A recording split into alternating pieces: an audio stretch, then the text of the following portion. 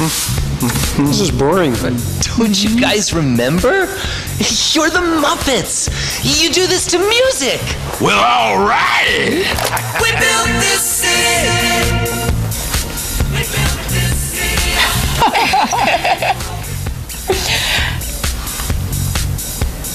And that's a clip from The Muppets, the first Muppet movie in 12 years. And it's one of 3 movie guys that our movie guy Aaron Lafferty is reviewing today. And Aaron, I did read a review that was not from you, and they said that your challenge would be to not smile through the whole movie.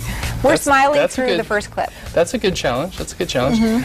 You know, I grew up on the Muppets, you know, back in '76 through '81 when the show was on, and then the movies came out, and this is basically, you hear it a lot, the cliche is this is fun for the whole family. This movie really is fun for the whole family. The adults will get the jokes that are a little more aimed at older people, and the kids will get all the funny slapsticky falling down kind of stuff. But really, at the core of a Muppets show is it's a wholesome entertainment. It's fun, you know, it's entertaining.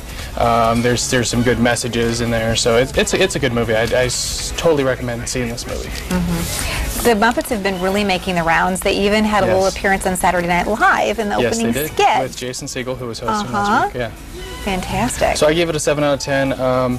You know, it's not the best movie ever, but that's not what the Muppets movie is. It's out to entertain you, entertain the kids. It's fun for the whole family. You know, all the characters are there. The only real issue to get past is the voices. If you're used to the voices from the 1970s, early 80s, obviously there's a different cast, so you have to get past the voices, but I think if you do that, you'll be okay. There's some voices that are more recognizably different than others. You know, Miss Piggy is pretty much the same, but Fozzie and Kermit are a little bit different. So if you can get past that as a parent or aunt and uncle or whatever, you'll probably do okay. Well, they tend to never age, so Yes, I'm not surprised. Maybe vocally they're a little different as they've matured and grown up with us. Different cast, but yeah, it's a good movie. It's fun. You know, it's basically the bottom line here is the Muppet Theater. It's been deserted for 10, 15, 20 years, and this rich oil baron wants to buy the land because he believes there's oil underneath it. So they have to go into saving the Muppet Theater. So they have to raise money and put on a show like we did from the 70s through 80s. This is an old clip from the old classic show. So you kind of get that feeling, and once you start hearing the theme song from the Muppet Show, you kind of get some chills about the old show. So sounds great. It's fun. For It's the a good holiday time. weekend. Yeah, and you saw a lot of movies this week. Tell us about the next one here. Yeah, Hugo saw this on Monday. It's in 3D and 2D. This is actually the movie I'm giving the best rating to for the 3 that are new this week. I gave Hugo an 8 out of 10. It's basically a boy. He lives in a train station. This is set in the 1930s in France. Asa Butterfield, you got Ben Kingsley, you got Chloe Moretz. Just a good cast. Christopher Lee's in it. It's PG. It's got some mild issues. Nothing really scary or over the top. So it's also good for the whole family. I wouldn't say for little kids because this is 2 hours long. There is a lot of talking, as I would call it when I was younger. When I saw movies that had a lot of talking, it kind of slows down for kids. But there's a really good story here. I was a little disappointed in the 3D. I didn't think this movie has to be a 3D. If you're going to take the family to it, go ahead and see it in 2D. Okay. You're not going to lose that much.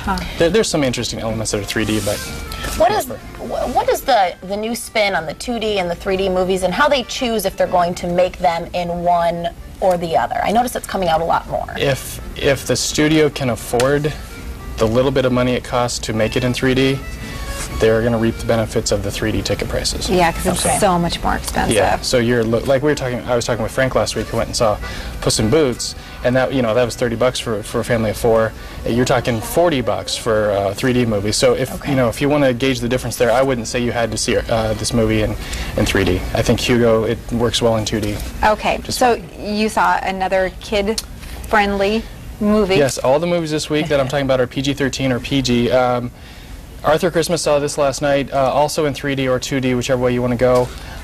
This is basically the story of Santa Claus's youngest son, who is trying to help the family, and his older brother is in line to take over for Santa, who's getting ready to retire. This is kind of a new twist, a new modernistic. They don't use the sleigh and the reindeer anymore. we get to see that. The elves are kind of an army of elves, and all of them have missions. So they're trying to explain how they get to all the homes in one night. So they have this army of elves that deliver the presents. And basically the crux of the story is one child's gift is left behind. So Arthur, the youngest son, sets out to make sure the child gets their gift and that no child's left behind, so to speak. Interesting. Well, you know, I wonder sometimes if when these theaters come out, when the movie studios come out with these, they're hoping they become a classic. Like Elf, for example. I mean, what is that, 10 years old, and it still kicks off everybody's holiday Still like season. to watch it every year. Yeah. Arthur Christmas, I think, is borderline that. Maybe for kids. Kids will probably like it more than parents. You know, it's kind of very much what you would expect from a movie. It's nothing amazing. It does explain some different ways, the new technologies that they have up at the North Pole to deliver all the gifts. So kind of like we saw in Santa Claus, this just takes it another step further of kind of behind the curtain of the North Pole. And if nothing else, getting you very excited for the holidays. Yep. So I would recommend it, not for everyone, and again, don't have to pay the $3 if you don't want to. Okay, so Like Crazy, what's this one about? This one's in limited release. It's only at Celebration North this week. It's basically, you've got two young students, one's a British student, one's from America, and she comes over and they fall in love, but her visa runs out. So she gets deported. So it's basically a challenge in long-distance relationship, and if they're going to stay together, and if they're going to be able to work out their issues, because once she's deported, she has to stay away for months. So you know, does he pursue her? Does he stay with her? You know, good young actors here, PG-13, and you know, it's getting some good reviews, not great. Okay. All right, and you also have the new DVD that's out. This is the sit at home in the pajamas with the box of popcorn kind of movie. Yep. If you don't want to go to the theaters this weekend, you can certainly stay at home. One of my favorite movies of the year that I saw, especially during the summer, is Super 8, which was from J.J. Abrams, and he did a great job. This kind of pays a lot of tributes to the Steven Spielberg, Goonies, E.T., if you will. It's a bunch of kids who like to make films, and one day they're making a film and they witness this train crash. And there's something mysterious, spooky going on in their town. But it's a lot more about the kids and their relationships than what is actually on that train that was uncovered during this accident. I gave this an 8.5. One of my favorite movies of the year so far. Okay, also on DVD this weekend. We've got a couple. I wouldn't recommend them necessarily. You got Spy Kids 3 and you got Conan the Barbarian, but also if you want to go to the theaters, 50/50, which I've been mentioning quite a bit the last couple weeks, that goes to Woodland, so that's only $4, certainly worth the $4, although that is a rated R movie. And then Real Steel, which was made in Michigan on the east side, is also at Woodland, and that's $4. And quickly, we talked last week about the new Twilight movie. It was a huge moneymaker, over $100 million. Right, $140 million. And a caution for parents, because that's still one that, you know, it's PG-13 but was originally an R. Right. I mean, just be aware. You know, you be the judge. You know how mature your child is. So you make the discussion there.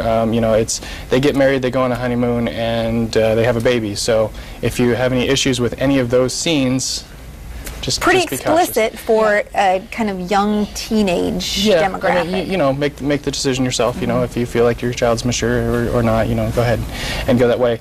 It was the 5th biggest opening weekend of all time, so it's on track to make some good dollars. Some serious cash. Fantastic. So we'll see how that competes with these new family-friendly movies this weekend. Okay, so we found you we find you on Twitter, following you all the time. Laugh at the Movies. You got a great blog. We're thankful to have you along with us. Well, thank you. Every day of the year. And speaking of Thanksgiving, we have no show tomorrow, no show on Friday, as we're going to be on hopefully spending some time eating and shopping. And we will be back here on Monday. Yes, so everyone have a very happy Thanksgiving. Enjoy your time, hopefully with friends, family, and even if you're working, still have a happy Thanksgiving. Absolutely. I still have to take my husband to see Moneyball. He'd be very happy about that. Let's get the Lions and the Bears, the Lions and Packers. Yeah, exactly, tomorrow. Yeah. Stay west. Have a great weekend.